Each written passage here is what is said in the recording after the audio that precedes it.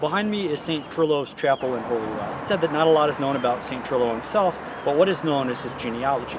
Trillo was a Brittonic saint, he was a Celtic person, and he was the grandson of a man named Holy Imar. And Holy Imar was a Brittonic king. And he took the title the Great because he was present in the region of Brittany in western France, basically the Wales of France.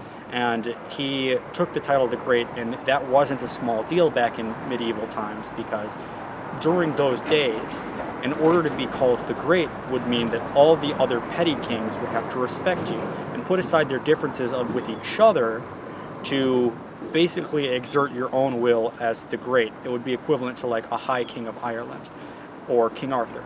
And speaking of King Arthur, Holy Imar was said to be on King Arthur's court. And he even established in Brittany, he pushed the borders of Brittany up into France itself and established an Arthurian government, according to legend, in Paris. And his grandson, St. Trillo, came down to North Wales, and he was also active in Cornwall. And he established this chapel behind me. And underneath the nave of the chapel is a fascinating holy well, a remnant of pagan times.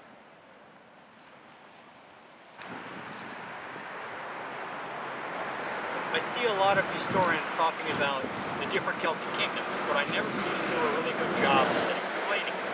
Now, I explained a little bit about the Celtic people in Cornwall, but I thought I would explain a little bit here, because I'm talking a bit about Britain. After the Romans left Britain, Anglo-Saxons moved into down here because the king Vortigern requested their help as mercenaries. And he said, if you take over Kent as a kingdom and give it to me, I'll give you money. And he didn't fulfill this promise. He never gave them money, so eventually the Saxons and Anglos kept expanding. And the Celtic people were more or less forced over into the peripheries of what used to be the British Isles. And so all of this crosshatched area up to Northumbria on the border of Scotland became Anglo-Saxon. And then these areas right here, Wales and Cornwall, were Celtic areas.